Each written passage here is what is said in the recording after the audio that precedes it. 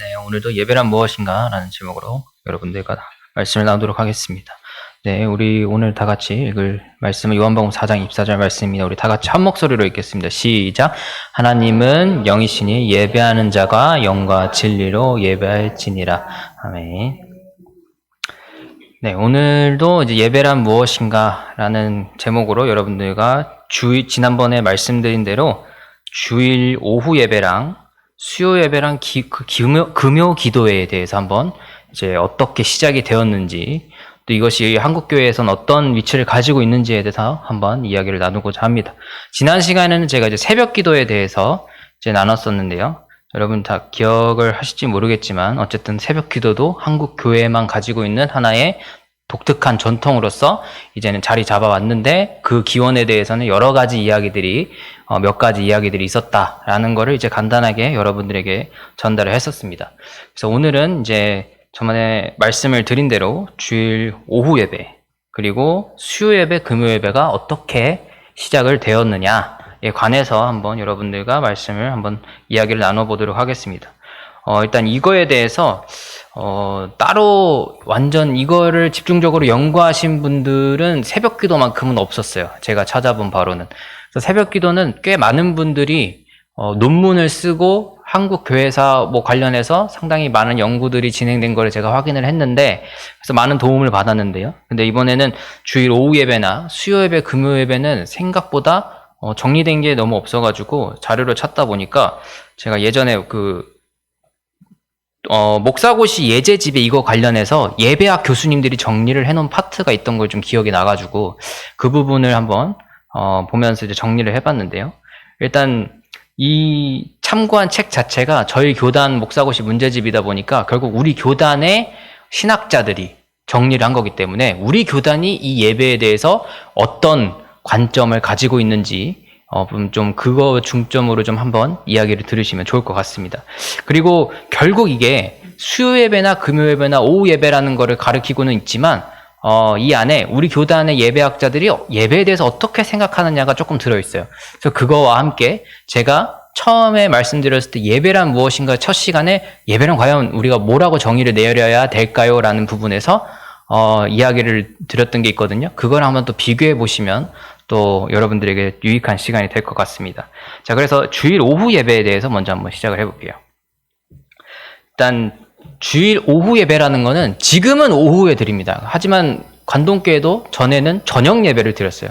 그래서 이거 지금 말씀드리는 건 일단 저녁 예배에 관련된 내용입니다. 지금 오후 예배를 드리기 때문에 오후 예배로 말씀드리지만 사실은 저녁 예배로 시작했기 때문에 왜 이 시간에 주일에 드리게 되었는지를 한번 살펴보겠습니다. 이것도 결국 다른 외국의 교회들에게선 찾아볼 수 없는 한국 교회만 가지고 있는 독특한 전통입니다. 주일 저녁 예배라는 것도. 그래서 왜 생겨났느냐? 이것도 초기에 한국 교회를 일으킨 이제 선교사님들이 이제 구령열을 이제 열심히 있다 보니까 일요일은 아침부터 저녁까지 교회에 살면서 계속해서 여러 가지 일들을 진행을 한 거예요. 근데 이제 그 과정에서 결국 아침부터 저녁 밥 먹고 또 모이는 시간까지 처음부터 마지막까지 교회에서 많은 일들이 있었기 때문에 처음 시작을 예배로 시작해서 집회로 저녁 예배까지로 이렇게 마무리하는 것까지 어떤 패턴이 생겨서 이렇게 정착이 된 것이 결국 저녁 예배라고 볼 수 있는 겁니다. 그런데 이 당시엔 어떻게 처음 시작을 했냐면, 선교사님들은 그 당시 교회가 생기지 않았을 때 신자들 가운데 좀 집이 큰 사람의 사랑방을 빌려서 예배를 하기 시작했어요. 마치 마가의 다락방에 모여가지고 사람들이 예배를 시작했던 것처럼 이 당시에 서양 선교사님들도 결국은 큰 집을 가진 사람들, 많이 모일 수 있는 어떤 공간을 가진 사람의 집에서 몇 시에 모여서 우리 서양인 선교사님과 함께 예배를 드리십시다, 이렇게 시작한 게 모든 선교의 시발점이 되었겠죠. 그 당시에는 교회라고 하는 공간이 만들어지기 전이었기 때문에 완전 초창기 때. 그래서 이렇게 사랑방을 개방해서 이렇게 시작을 하게 될 때 예배를 드리게 되는데, 아침에 예배를 드리고 나면은 오후에는 전도를 나가요. 그리고 저녁에 전도를 했던 사람들과 함께 예배를 드리게 되는 겁니다. 이 순서대로 하면서 오늘날 저녁 예배와 아침 예배가 정착을 하게 되는 거예요. 근데 여러분들, 제가 우리 교단사를 처음 할 때 말씀을 드렸지만 한국 성결교회도 처음에 똑같이 시작했습니다. 복음 전도관이라는 걸 만들었다 했어요. 종로의 염곡이라는 곳에. 그때 아침에 예배드리고 점심 먹고 나가서 전도하고 그 다음 저녁에 모여서 다 같이 찬양으로 예배를 드리고 기도를 드렸다라는 기록이 있었다라고 말씀을 드렸어요. 이게 초창기 한국 교회 모두가 가지고 있었던 일요일의 순서입니다. 오전에 예배 드리고 오후에 나가서 전도하고 저녁에 같이 그 전도 대사장들과 함께 찬양과 예배와 기도를 드리는. 그러면은 이제 일요일 아침에 드리는 예배는 어느 정도 정적인 예배예요. 서양인 선교사들 위주로 시작해서 서양에서도 드렸던 스타일의 그런 예배들을 정적으로 드리고, 전도를 하고 데리고 오는 저녁 예배 때는 좀 더 가볍게 찬양 위주로 이런 식으로 이제 기도 위주로 예배를 드리게 되는 겁니다. 근데 이제 이런 당시의 어떤 순서들을 볼 때 선교사들이 내걸었던 구호가 있어요. 아침에는 예배, 저녁에는 집회다. 이런 구호를 내걸면서 선교 활동을 시작을 했는데, 이제 여러분들이 우리 모두가 다 같이 함께 고민해야 되는 거는 여기서 예배와 집회는 뭘로 구분이 되는가? 라는 단어에 대해서 한번 우리가 생각해 볼 필요가 있다는 겁니다. 그래서 우리가 보통 집회라는 말 할 때 뭐 간증 집회도 있고 전도 집회도 있고 부흥 집회도 있고 이럴 때 집회라는 용어를 씁니다. 근데 이게 과연 예배랑 뭐가 다를까? 이걸 한번 여러분들 지금 한번 고민해 보시는 시간을 가졌으면 좋겠어요. 그리고 이거는 제가 또 뒤에 한번 설명을 다시 하겠습니다. 일단은 다시 돌아와서 이 당시에 초창기 때 주일에 어떻게 시작을 했는지 좀 더 자세하게 들여다보겠습니다. 첫 번째는 형식적이지 않은 성경 공부를 아주 가볍게 한 다음에 오전 일찍, 그 다음 10시, 11시 되면은 예배를 공식적으로 드렸어요. 그 다음에 주일 오후에 새신자 교리 공부도 하고 전도도 나갔습니다. 그 다음 전도가 끝나고 저녁에 모이는 예배. 그러니까 일요일에 교회에서 4번의 어떤 순서가 있었던 거예요. 오전 아침, 이른 아침에 성경 공부를 하고 예배를 드리고 전도를 나갔다가 함께 전도 집회를 연 겁니다. 그러니까 이렇게 4가지 순서가 있었는데, 이게 1891년도에 우리 거의 초창기에 생긴 교회 중에 유명한 교회가 세문안교회라고 있습니다. 세문안교회에서 어떻게 예배를 드렸느냐 그 주보가 있어요. 그때 그걸 찾아보면 오전 9시 반에 예배를 드리고 장소를 옮겨서 거기서 주일 학교 예배랑 저녁 예배를 드렸다. 이렇게 지금 나와 있습니다. 그러면 이렇게 봤을 때 우리가 알 수 있는 거는 요즘도 그렇지만 주일 하루는 그냥 하루 종일 교회에서 살았다 이 얘기예요. 순서만 이렇게 달라졌을 뿐이지. 아침부터 저녁까지 교회에서 성도들과 사역자들이 거의 살다시피 했다라는 걸 알 수가 있죠. 이거는 이제 결국 한국교회가 옛날부터 가지고 있었던 어떤 전통이라고도 볼 수 있겠죠. 그래서 이 주일날 하루 종일 예배하고 교회 생활하니까 선교사님들도 사역자들도 성도님들도 너무 피곤하게 됐다라는 거예요. 그래서 선교사님들이 그 당시에 어떤 규칙을 좀 제시를 하게 되냐면, 이때 클라크라는 선교사님이 계셨는데 장로교회에 2가지 원칙을 하셨어요. 주일 저녁 예배에 대해서. 첫 번째는 설교를 공적인 예배 11시, 10시에 드리는 예배보다 짧게 줄인다. 그리고 두 번째, 찬양 위주로 예배를 좀 더 분량을 늘린다 라고 해가지고 당시에 20분 정도 설교하고 30분 정도 찬양을 드리자라고 저녁 예배에 대해서 어떤 규칙을 마련한 게 이제 세문안교회에서 자료가 나와요. 그러니까 1891년이면 이건 뭐 거의 완전 기독교가 들어간 지 얼마 안 돼서부터 저녁 예배가 자리를 잡았다라는 거예요. 그렇기 때문에 저녁 예배라고 하는 거는 굉장히 전통이 오래된 예배의 형식이었다, 한국교회에 있어서 라고 볼 수 있습니다. 아주 초창기 때부터 생긴 거라고 볼 수 있는 거죠. 그래서 이게 점점 한국교회라는 특수한 상황에서 전도에 좀 더 열을 올리던 시기에 저녁 예배를 하던 것이 오늘날까지 자리를 잡게 되었는데, 이게 현재는 오후 예배라는 형식으로 시간을 땡기게 되었다라는 게 지금 우리가 드리고 있는 이 시간의 예배라고 볼 수 있는 겁니다. 왜 또 오후 예배로 줄였을까는 지금 우리가 그 과도기를 겪었기 때문에 너무 잘 알고 있어요. 오전에 예배 드리고 점심 먹고 뭐 주일학교 예배 드렸다가 뭐 한 서너 시간 또 집에 갔다가 다시 오니까 이게 너무 번거로운 거죠. 그리고 이게 왔다 갔다 할 때 중간에 시간이 너무 비니까. 그래서 오후 예배 딱 깔끔하게 빨리 드리고 이제 해산하자 이렇게 되는 경우가 사실 오후 예배로 땡겨지게 되는 주된 원인 중에 하나입니다. 그리고 이게 왜 또 한국교회에서 많이 퍼지게 되었냐면 신도시가 생기면서부터. 왜냐하면 이제 교회들이라고 한 거는 이 정도의 예배의 어떤 사이즈를 운영하는 교회들은 옛날부터 있었던 교회들이니까 상당히 대형 교회들이 많았어요. 근데 이제 한국의 경제가 발전하면서부터 교회가 상당히 부흥을 많이 하게 되고, 그러면서 서울이 도심이 너무 커지면서 신도시를 만들게 됐죠. 그러니까 성도들도 신도시로 나가는 사람들이 많아지게 된 겁니다. 그러면 이제 이 신도시에서 서울에 원래 다녔던 모교까지 돌아오는데 자동차 타고 1시간 뭐 이렇게 걸리는 거예요. 그러면은 이동 시간으로 이미 2시간을 잡아 먹는단 말이죠. 저녁 예배 드리면. 그러면 집에 2시간 앉아있다가 다시 나와야 돼. 너무 애매하잖아요. 그러니까 이제 이런 얘기들이 점점 나오기 시작하니까 점점 시간을 땡겨서 점심때 드리게 되고, 원래는 이제 작은 교회였을 때는 사실 오후에 어린 예배를 드렸어요. 근데 요즘 큰 교회들은 오전에 어린이 예배와 동시에 주일 대예배를 같이 드려요. 그래서 교사들은 본인들이 만약에 맡는 부서가 겹치면은 예배를 못 드린다? 이제 그건 아닌 거예요. 왜냐하면 큰 교회 같은 경우는 1부, 2부, 3부, 4부까지 있기 때문에 본인이 비는 시간에 가서 드리면 되는 겁니다. 이제 그런 식으로 하다 보니까 겹쳐서 예배를 드릴 수 있게 된 거예요. 교사를 하는 사람들이라도. 근데 작은 교회는 그게 안 되잖아요. 그러니까 오전에 한번 드리고 오후에 어린 예배 드리고 그 다음에 저녁 예배 드리고 이렇게 했는데, 큰 교회 같은 경우는 이제 그렇게 합쳐서 겹쳐서 드려도 상관이 없게 되었다. 그리고 이런 부분들이 오후 예배 땡겨지게 되면서 작은 교회들까지도 점점 이렇게 확산이 되어서 오늘의 이 시간에 예배 드린 것까지 오게 되었다라는 겁니다. 그래서 이게 우리가 오후 예배에 대한 역사와 이해라고 볼 수 있을 것 같고요. 다음 수요 예배와 금요 예배를 한번 보겠습니다. 수요 예배도 금요 예배도 결국 초대교회에서 예배라는 이름으로 드리지는 않았어요. 예. 우리가 지금까지 한 것 중에 초대교회에서 한 거는 뭐 일요일 아침에 드린 예배 말고는 사실상 거의 없는 겁니다. 수요 예배도 금요 예배도 결국은 초대교회에선 드린 전통이 없어요. 기도회로 모였다라는 그런 건 없습니다. 오히려 남아있는 기록 중에 좀 비슷한 게 뭐가 있냐면 1세기 말에 디다케라고 하는 문서가 있다고 제가 말씀을 드렸었어요. 이 예배란 무엇인가를 하면서.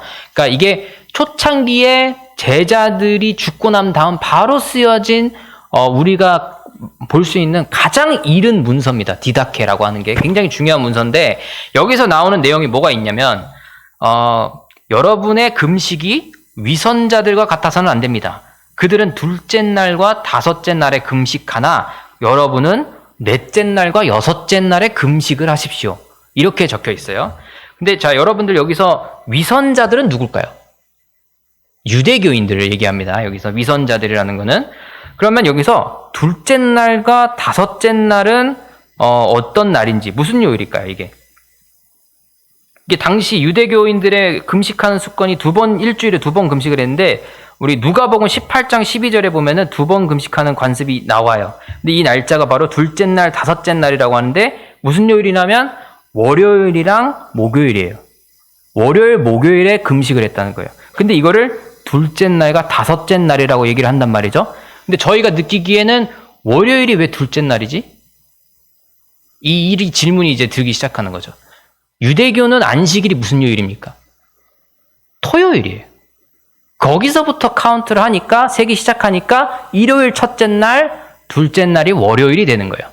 유대교는 안식일이 토요일이기 때문에. 근데 기독교는 우리는 이걸 안식일이라고 보진 않아요. 이게 주일이라는 개념으로 봐야 되는데 어느 정도 엮여 있는 겁니다. 이거를 안식일이다라고 100% 얘기할 수 없어요. 주일이. 그 성격을 가지고 있지만 우리는 주일을 지키는 목적은 안식일을 이날로 정해서 안식하는 게 아니라 주님의 부활을 기리는 모습이 더 강하기 때문에 일요일 날 우리는 주일이라는 이름으로 이제 안식을 취하게 되는 겁니다. 그래서 이런 것들이 있는데 결국 이날 유대인들과 차별하기 위해서 몇째 날에 지금 디닥해서 금식을 하러 가냐면 넷째 날과 여섯째 날에 하라고 그래요. 근데 이게 수요일, 금요일인 거예요. 유대교식으로 이렇게 그 몇째 날을 토요일을 기준으로 했을 때 하면은. 그래서 왜 초대교회에서 수요일이랑 금요일에 금식을 하라고 했을까라는 거를 좀 우리가 이유를 찾아보면 수요일에는 사탄이 가룟 유다의 마음속에 예수님을 파는 생각을 넣은 날이라고 생각을 했대요. 초대교회에서.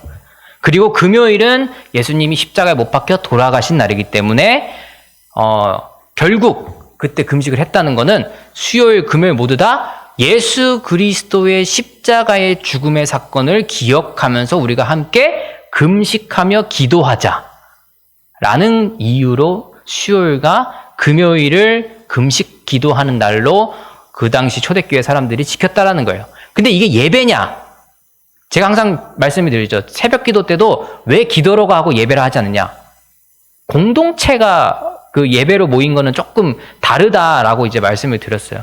그러니까 이거는 개인적으로 여러분들이 집에서 하세요라고 하는 느낌으로 진행이 됐던 거예요. 그러다 보니까 이게 공적으로 사람들이 모여서 드리는 예배의 형태로 초대교회에서 진행을 한 거는 아니라는 겁니다. 그렇기 때문에 이거를 제가 지난번에 새벽 기도할 때도 말씀드렸지만 성무일과라고 해서 하루하루에 몇 시부터 하나님에 대한 기도하고 뭐 이렇게 깨닫게 되는 스케줄을 짜놓은 표가 있어요. 옛날 초대교회부터 이어져 내려오는. 지금 뭐 가톨릭이나 성공회나 이런 데서는 지금도 신부들을 위주로 많이 하고 있는 게 있습니다. 성무일도, 성무일과라고 하는 표가.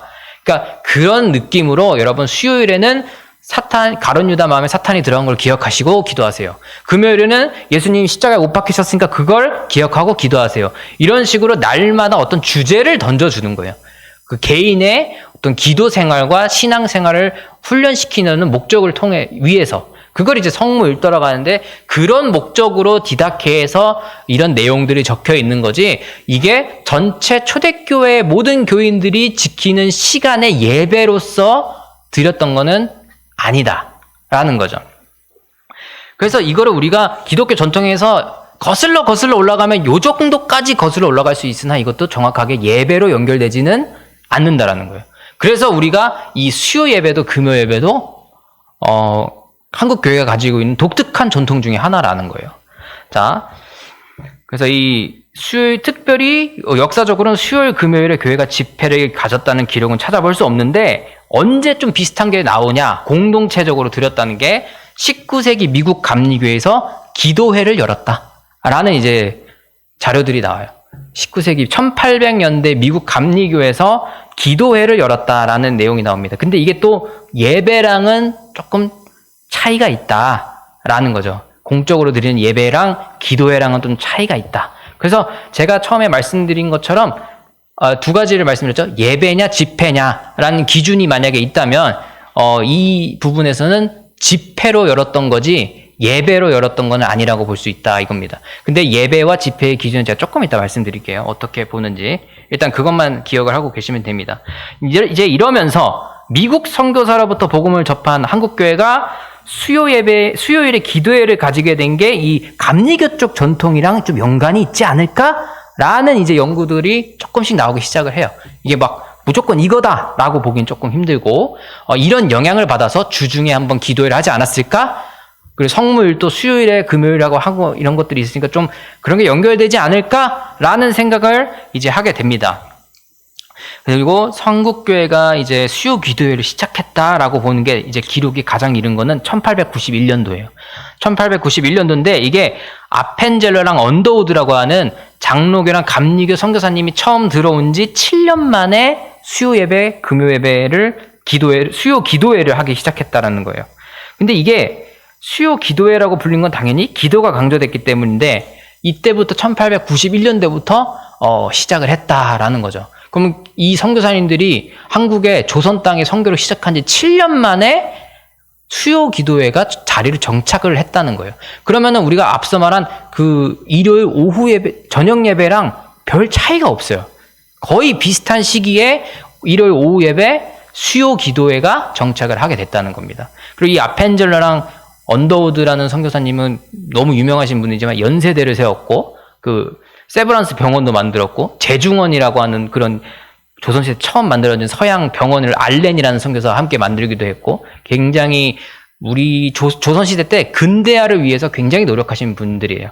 그래서 이분들이 지금도 연세대가 원래 그래서 이 두 분이 같이 만들어서 뭐 장로교랑 감리교가 뭐 지분을 뭐 어느 정도 상당히 개신교에서 많이 이사를 파견하고 있는 것도 이분들의 영향이라고 볼 수 있는 거죠. 그래서 이분들은 정동제일교회도 세우셨고, 정동감리교회, 그것도 이제 덕수궁 바로 옆에 있는, 그것도 이제 아펜젤러라는 분이 이제 감리교 선교사님인데 고종 황제랑 사이가 좋아가지고 덕수궁 옆에다가 자리를 얻을 수 있었던 거예요. 그러니까 기브앤테이크가 있었던 거죠. 그러니까 이것도 서양 선교사들이 그만큼 조선시대 때 왕실이랑 얼만큼 서양 문물을 전해주고 이렇게 왔다 갔다 하면서 관계를 깊게 쌓았느냐라는 것도 우리가 볼 수 있는 거죠. 이거는 뭐 언젠가 이야기를 할 수 있을지 모르겠지만 일단 그냥 알아두시면 좋을 것 같고요. 그래서 금요 예배는 어떻게 시작했는가 보면은 이거는 진짜 어디서 뿌리도 찾아볼 수 없을 만큼 한국 기독교가 굉장히 독창적이다라고 볼 수 있는 예배인 거예요. 수요 기도회는 그래도 감리교회에서 19세기 때 뭔가 했다라는 기록이 있는데 금요일에 예배 드렸다는 교회는 전 세계 어디 봐도 찾을 수가 없는 거예요. 기도 드렸다는 것도. 이거 왜 생겼을까 하면은 1970년대 여의도 순복음교회부터 시작이 된 거예요. 그렇게 나오더라고요. 그래서 이 1970년대 여의도 순복음교회에서 금요 철야를 시작한 뒤로 이제 다른 교회들이 점점 퍼져서 정착된 게 지금 우리가 요즘에도 드리는 관동교회는 요즘에는 이제 그냥 평일 기도회를 하니까 금요 철야 기도회다라고 볼 수 있는 겁니다. 그래서 지금까지 이렇게 여러분들에게 말씀드린 이 예배의 어떤 새벽 기도, 주일 오후 예배, 수요 예배, 금요 철야 기도회, 이거 다 한국만 지금 하고 있다는 거예요. 말씀드린 대로 정리를 해보자면. 되게 독특하지 않습니까? 왜 한국은 이렇게 공동체 전체가 모여서 하는 예배에 대해서 다른 나라의 교회들과 비교할 수 없을 정도로 이렇게 많은 시간과 이런 것들을 모이는데 힘쓰냐? 이게 굉장히 독특하다는 거예요. 물론 이 모임에 힘쓴 것들 덕분에 기독교가 부흥할 수 있었던 거죠. 이걸 우리가 절대 무시해서는 안 된다는 겁니다. 근데 이제 이런 것들이 시대에 가면서 시간을 땡긴다든지 아니면 예배 어떤 게 기도회로 좀 축소가 된다든지 뭐 여러 가지의 변화의 상황 속에 굉장히 적응할 수 있는 유연한 예배들이 바로 오후 예배, 수요 예배, 금요 예배다라는 겁니다. 일요일 날 오전에 드리는 예배는 어쨌든 우리가 공식적으로 드리는 교회 예배이기 때문에 사실 어떤 변화나 어떤 새로운 시도를 하기가 상당히 어려운 부분들이 있어요. 어느 정도 그건 정통성을 지켜줘야 되는 시간이기 때문에 한국교회의 어떤 상황 속에서 물론 요즘에는 그 부분도 나름 변화를 주려는 교회들이 요즘에 이제 왕왕 나오기 시작을 하고 있지만 이 수요 예배나 금요 예배나 새벽 기도 같은 경우에는 상당히 우리가 좀 더 유연하게 대처를 할 수 있는 교회에 가지고 있는 하나의 전통이자 자산이다라고 오늘날에는 우리가 볼 수 있다는 거죠. 그렇기 때문에 우리가 교회의 예배가 너무 시대나 어떤 교회 구성원에 맞지 않아요 라고 한다면 사실 이런 예배들로부터 새로운 시도를 해서 점차 공동체에 적응을 시키는 것들이 가능하다는 게 어떻게 보면 이 예배학을 한 사람들의 의견인 겁니다. 그래서 이거는 사실 공동체가 협의하면은 언제든지 바꾸고 변화하고 수정할 수 있다라는 게 이 새벽 기도, 오후 예배, 수요, 금요 예배라고 볼 수 있는 거죠. 근데 관동교회는 사실 그런 부분들이 굉장히 잘 적용이 되어 있는 거예요. 어떻게 보면. 새벽 기도도 우리는 저녁 기도회로 바뀌었죠. 그리고 금요 철야는 따로 뭐 저녁 기도회랑 이렇게 연관돼서 하고 있으니까 그렇고. 수요 예배도 우리가 말씀보다 구약 성경 공부한다든지 교리 공부한다든지 다른 주제 설교로 이렇게 넘어가고 있어요. 그리고 오후도 설교를 하실 때도 있지만 제가 이렇게 오는 날에는 또 이렇게 어떤 세미나라면 세미나를 할 수도 있고 어떤 강좌 같은 느낌으로 예배를 또 드리고 있죠. 그러니까 이런 시도들이 사실 어떻게 보면 현대 교회에서 굉장히 필요한 자세들이라고 볼 수 있다는 거예요. 교회가 그동안 가지고 있었던 경직성을 좀 깨부수는 좋은 시도가 될 수 있는 예배의 자리가 바로 우리가 한국교회가 가지고 있는 일요 오전 예배를 제외한 다른 예배들의 시간이다. 그래서 그런 것들이 바로 공동체의 성격을 또 만들어주게 되는 좋은 기회가 될 수 있다라는 게 바로 이 한국 교회가 가지고 있는 또 다양한 전통 중에 하나라는 겁니다. 이게 전통이라는 이름의 시작이 됐지만 여기에 얽매이게 되면 너무 경직될 수밖에 없어요. 그러니까 이런 것들을 사실 변화의 시도의 한 축으로도 작용할 수 있다는 거를 우리 모두가 사실 잘 활용할 줄 알아야 된다는 게 오늘날 교회가 또 살아남는 방법일 수도 있겠죠. 이런 것들이 이제 예배학자들이 고민을 많이 하고 있다는 겁니다. 자, 그래서 이제 이 예배들이 어떤 차별성을 가지고 있냐, 혹은 이 예배와 집회와 차별성, 어떤 차이점, 이거를 뭘까라고 했을 때 우리 교단의 예배학자들이 정리한 내용을 좀 여러분들과 함께 나눠보려고 해요. 마지막으로. 자, 이제 보통 한국교회 성도들은 모여서 찬양하고 기도하고 성경 보고 말씀을 이제 나누면은 예배라고 생각하는 경향이 있다라고 이제 그렇게 표현이 되어 있어요. 제가 이 조사했던 이 우리 교단의 예배학자들이 쓴 책에서는.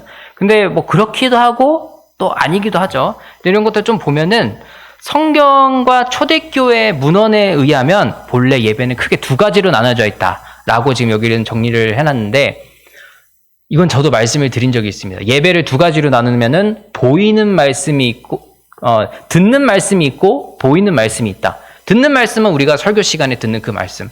보이는 말씀은 뭐였죠? 성만찬이었다는 거죠. 그러니까 예배학적으로, 예배를 학문적으로 공부한 사람들이 엄밀하게 봤을 때 예배가 돼야 되는 중요한 요소 두 가지가 있다라고 하면은 설교와 성만찬이 있을 때 이걸 예배라고 볼 수 있다라는 거예요. 엄밀하게 따졌을 때. 근데 이제 요즘에는 성만찬을 자주 못 드리는 교회들이 훨씬 많잖아요. 매주 못 드리잖아요. 1년에 몇 번 드리는 교회들이 대부분이죠. 그렇기 때문에 성만찬을 안 드린다고 이거를 예배가 아니야 라고 할 수 있느냐, 이제 이런 것들이 나타난다는 거예요. 그러면 예배학을 공부하는 사람, 예배를 학문적으로 공부하는 사람들도 예배에 대한 정의가 시간이 지남에 따라 점점 변화하고 있다는 걸 우리가 놓치면 안 됩니다. 그러니까 예배라고 하는 것들이 결국 이 본질은 중요하지만 지금 나오는 이 형식적인 거 두 개, 설교와 성만찬, 이건 형식이잖아요. 근데 이게 점점 현대에 와서는 변화되고 있다는 거를 인정해야지만 우리가 드리는 일요일의 모든 예배들이 오전 예배조차도 예배가 안 될 수 있지만 이건 예배잖아요. 우리 마음속에서. 그런 상황들을 우리가 적응을 해 나가는 것을 또 학문적으로도 따라와야 된다는 거죠. 그런 것들이 우리가 조화를 이룰 때 사실 부딪힘이 없는 건데 별로 그런 거를 생각하지 않는 경우들이 많아서 사실 문제가 되는 거죠. 그래서 여기 예배학자들도 얘기하는 게 가장 쉽고 명확하게 얘기하려면 성만찬이랑 말씀이 없으면 다 집회다, 이렇게 봤다는 거예요. 근데 이제는 그렇게 볼 수가 없다라는 거죠. 그리고 제가 처음에 말씀드렸던 예배란 무엇일까라고 했을 때 무슨 레이뚜르기야 뭐 어쩌고 헬라어 용어들을 몇 개 설명해서 말씀을 드린 게 있잖아요. 근데 결국 예배의 중요한 건 뭡니까? 우리가 드리는 겁니까? 아니면 하나님이 우리를 초청하신 겁니까? 라고 했을 때 후자가 더 중요하다고 했어요. 하나님이 죄인인 우리를 예배의 자리에 불러 주신 것이다. 그래서 죄인 된 자로서 하나님 앞에 나를 제물로 드리는 이 시간이, 그 마음을 기억하는 게 예배다라고 했어요. 이게 더 중요하다. 하나님께서 우리를 불러주신 시간이라는 것. 내가 잘해서 이 자리에 나온 게 아니고 부름받아 나선 이 몸이라는 사실을 우리가 기억해야 된다는 게 중요하다라고 했어요. 그러면 이제 예배라는 거는 형식적인 게 중요한 게 아닌 거예요. 우리 마음이 이 자리에 들어올 때, 제가 그 독일의 교회가 명판이 앞에 쓰여졌을 때 너가 누구 앞에 서는지 기억하라, 이 말이 있다고 제가 한번 예를 드는 적이 있었죠. 그 말씀을 기억하고 우리가 이 자리에 와야 된다는 거예요. 내가 이 자리에 섰을 때, 이 자리에 앉았을 때, 예배를 드릴 때 내가 잘나서 왔느냐? 아니면 내가 그냥 평소에 습관대로 그냥 일요일 오전 되니까 여기 와서 그냥 앉아 있느냐? 여기 좋은 사람들, 내가 좋아하는 사람들 있어가지고 사람 만나러 왔냐? 그게 아니라 죄인인 나를 하나님이 불러주셔서 이 자리에 왔구나라고 하는 그 마음가짐이 이 시간을, 이 자리를 예배되게 한다는 거예요. 그러면 이 중요한 사실을 가지고 있으면 우리가 나가서도 그 마음으로 살면 예배의 자리에 있는 것이고, 그 시간이 아니라 일요일 어떤 특정 시간에 다 같이 모여서 이 자리에 있어도 예배를 드리게 되는 것이 된다는 겁니다. 결국 중요한 건 뭐다? 형식이나 규칙이나 우리가 함께 모여있는 이 공간이 중요한 게 아니고, 결국 우리 공동체가 함께 드리는 그 함께 가지고 있는 그 마음이 중요하다는 거예요. 공동체성도 중요한 겁니다. 공동체로 모여 있다는 게 굉장히 중요한 거예요. 기독교가 수십 년간, 수백 년간 박해를 받으면서 이겨낼 수 있었던 거는 공동체가 있어서 이겨낸 거예요. 그거는 공간도 아니고 시간도 아니고 공동체는 그 모든 걸 초월하는 겁니다. 그 공동체가 있기 때문에 함께 버틸 수 있었던 거예요. 그리고 그들이 가지고 있었던 마음은 하나님 앞에 내가 죄인 되는데 그분께서 불러주셨다. 어떻게? 그리스도를 통해서. 이 믿음이 하나로 되어 있는 공동체가 바로 교회인 것이죠. 그러니까 이 교회라고 하는 것은 결국 예배 드리는 자, 예배에 나오는 그 마음이 그리스도 앞에서 완전히 하나님의 부름받은 사람이라는 믿음을 가진 자들이 함께 있는 것이 바로 예배고 공동체고 하는 것을 우리가 무조건 기억해야 돼요. 그게 기본이고 그게 우리의 바탕이 돼야 되는 거죠. 그것이 없이는 우리는 교회가 있을 수 없고, 그게 없이는 신자 개인이 있을 수 없고, 그게 없이는 우리 예배가 있을 수 없다라는 겁니다. 이 모든 게 다 연결이 돼 있어요. 이게 다 분리되지 않고 다 너무 밀접하게 연관이 있기 때문에 뗄 수가 없는 관계에 있다라는 거예요. 그래서 이 예배에 대한 것들도 우리가 이번 시간을 통해서 여러분들이 어떤 생각을 하실지 모르겠지만 한번 본인의 마음속에서 되짚어 보는 계기가 돼야 된다는 겁니다. 그런 것들을 계속 이제 되새겨야지만 우리가 예배가 뭐지? 교회가 뭐지? 신자가 뭐지? 공동체가 뭐지? 이게 너무 중요하거든요. 그게 그리스도인 혹은 기독교인이라고 하는 사람들의 정체성을 부여하는 가장 중요한 요소들이기 때문에 그런 거예요. 외적으로든 내적으로든. 그래서 여러분들이 그런 것들을 잘 기억하는 우리 감동교회 성도 여러분들이 되기를 바라겠습니다. 자, 그래서 다음 시간에는 이제 이 예배란 무엇인가를 좀 마무리를 지으려고 그래요. 좀 이제 충분히 한 것 같아서. 그래서 다음 시간에는 마지막으로 성찬과 축도에 관해서 조금 이야기를 좀 나누고 이제 예배란 무엇인가를 정리하고 이제 다음 주제로 한번 넘어가 보려고 합니다. 네, 오늘 여기까지 하겠고요. 우리 다 같이 주기도문 하면서 오늘 예배 마치도록 하겠습니다.